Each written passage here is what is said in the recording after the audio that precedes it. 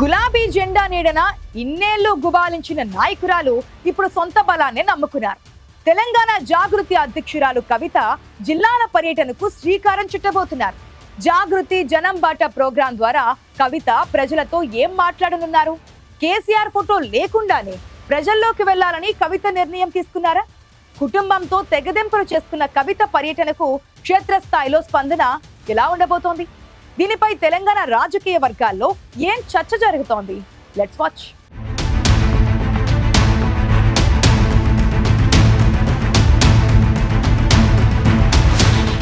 BRS party నుంచి suspension కు గురయ్యాక తెలంగాణ జాగృతి అధ్యక్షురాలు కవిత తన పొలిటికల్ రూట్ మార్చారు.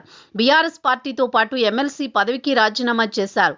తెలంగాణ జాగృతి ద్వారానే ప్రోగ్రామ్స్ చేస్తున్నారు.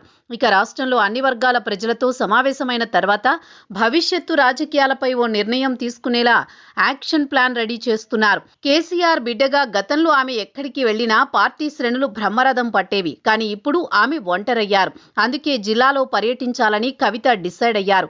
అందులో భాగంగానే కవిత జాగృతి జనం బాటా పేరుతో జిల్లాల్లో పర్యటించనున్నారు. అక్టోబర్ 25 నుంచి 2026 ఫిబ్రవరి 13వ తేదీ వరకు అన్ని జిల్లాల్లో కల్వకుంట్ల కవిత యాత్ర చేయనున్నారు. తన రూట్ మ్యాప్ ని కవిత రిలీజ్ చేశారు.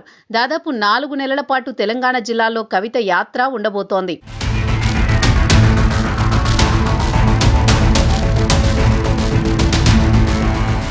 జాగృతి జనం బాటా యాత్రలో ప్రతి జిల్లాలో 2 రోజులు పర్యటించేలా ప్లాన్ చేసుకున్నారు కవిత.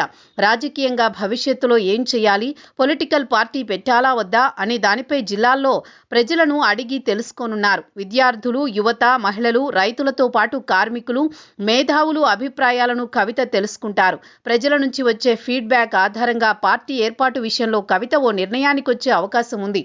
తొందరపడి నిర్ణయం తీసుకోకుండా ప్రజా అభిప్రాయంతోనే భవిష్యత్తు రాజకీయాలపై ఓ నిర్ణయం తీసుకోవాలనుకుంటున్నారామె.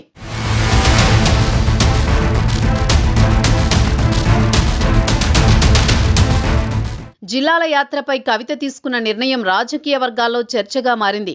ఇక ఇప్పటిదాకా కవిత జాగృతి బ్యానర్పై కేసీఆర్ ఫోటోతో పాటు జయశంకర్ ఫోటోను పెట్టుకున్నారు. కానీ ఇప్పుడు కేసీఆర్ ఫోటో లేకుండా కవిత జిల్లాల పర్యటన చేయనున్నారు. కేసీఆర్ బీఆర్ఎస్ పార్టీకి అధ్యక్షుడిగా ఉన్నారు కాబట్టి కేసీఆర్ ఫోటోతో ప్రజల్లోకి వెళితే బీఆర్ఎస్ సోషల్ మీడియా తనను ట్రోల్ చేసే అవకాశం ఉందని కవిత భావిస్తున్నారు. తాను చెట్టు పేరు చెప్పి కాయలమ్ముకునే రకం కాదని కవిత స్పష్టం చేశారు.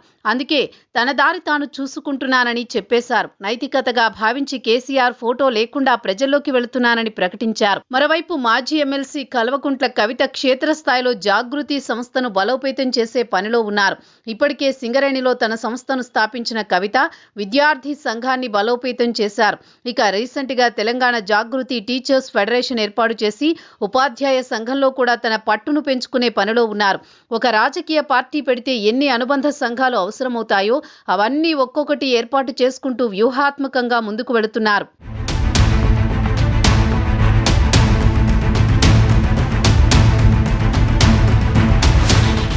తెలంగాణ జాగృతి జనయాత్రకు బయలుదేరే ముందు కవిత తిరుపతి వెళ్లి వెంకటేశ్వర స్వామి దర్శనం చేసుకుని వచ్చారు.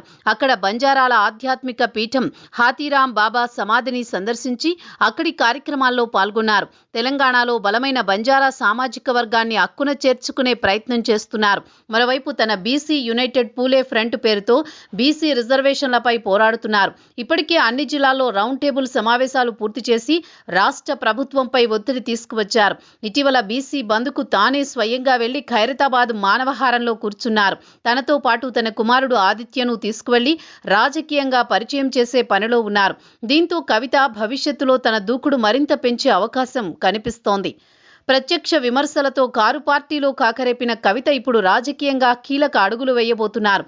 జాగృతి జనం బాటా యాత్ర తర్వాత కవిత పొలిటికల్ గా ఎలాంటి నిర్ణయం తీసుకుంటారో చూడాలి మరి.